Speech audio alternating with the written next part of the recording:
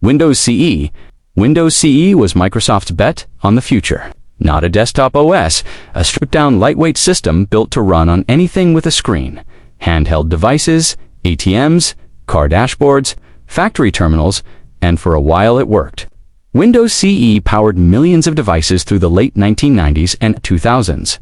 But manufacturers modified it so heavily that one version barely resembled another. Security researchers found serious vulnerabilities.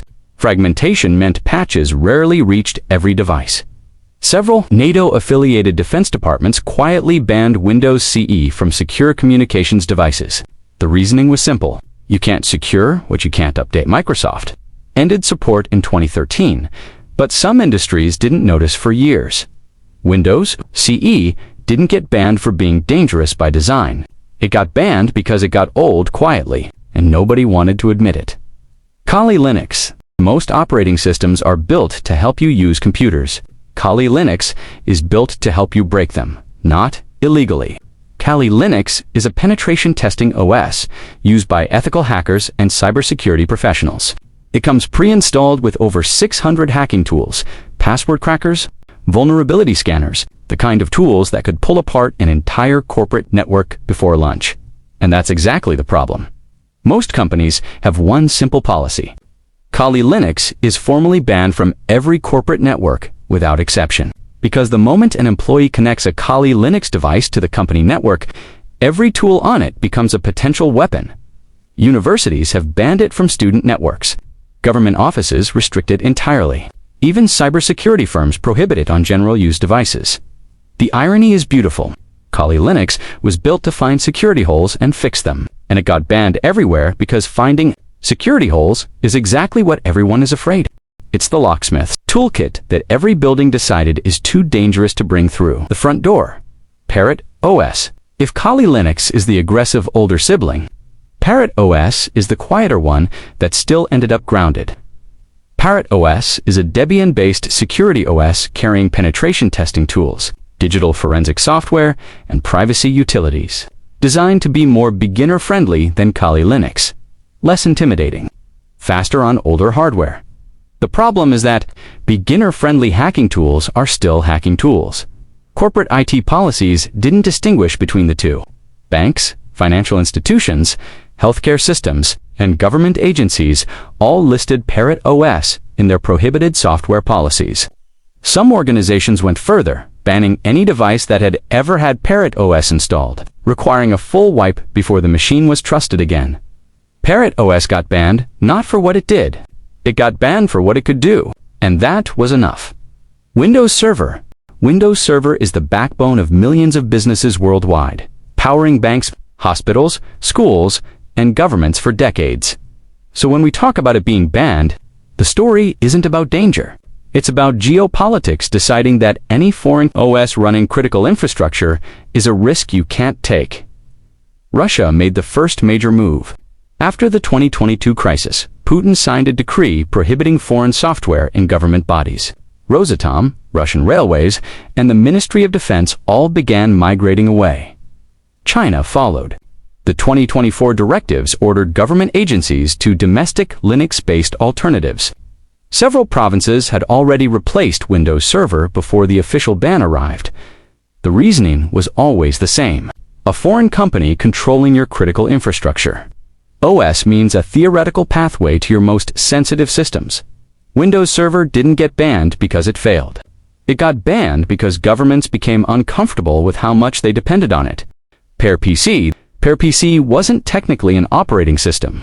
It was an emulator that let Windows and Linux computers run Mac OS on hardware. Apple never intended Mac OS to touch. For a brief moment in the mid-2000s, this was extraordinary. Mac enthusiasts who couldn't afford Apple hardware could suddenly run Mac OS for free. Apple did not find this extraordinary. Apple found this a problem. Mac OS licensing has always been explicit. Run only on Apple-branded hardware. PowerPC crossed that line. Distributing software that facilitated the violation put PowerPC in legally dangerous territory. The project didn't receive a formal court ban. Instead, it received something more effective. Legal uncertainty was so significant that development quietly stopped. Contributors stepped back. and the project froze. It got pressured out of existence by a company very good at making things disappear. Without saying a word, Windows 8 had a difficult life. Launched in 2012, it replaced the familiar Start button with a tile interface that desktop users found deeply confusing. But while the world argued about the Start button, China was reading the fine print. Windows XP accounted for 70% of computers in Chinese government offices. China needed to upgrade. Windows 8 was the natural next step, except China decided it was a national security threat. Windows 8 contained deeper telemetry and data collection than previous versions. The Chinese government didn't want Microsoft's servers receiving information from government machines. In May 2014, the Central Government Procurement Center issued a directive. Windows 8 was banned from all government computer purchases. Not restricted, banned outright. The ban pushed China to accelerate its own domestic OS development and pushed conversations about technological sovereignty across Asia. An operating system isn't just software, it's a policy decision. And some governments had started reading the license agreement very carefully. Novell Linux. Novell was once one of the most powerful names in enterprise networking. By the 2000s, they acquired SUSE Linux and began selling enterprise Linux distributions under the Novell brand. Then in 2006, Novell signed a patent cooperation agreement with Microsoft that sent shockwaves through the open source world. The Free Software Foundation immediately challenged whether Novell still had the right to distribute Linux at all.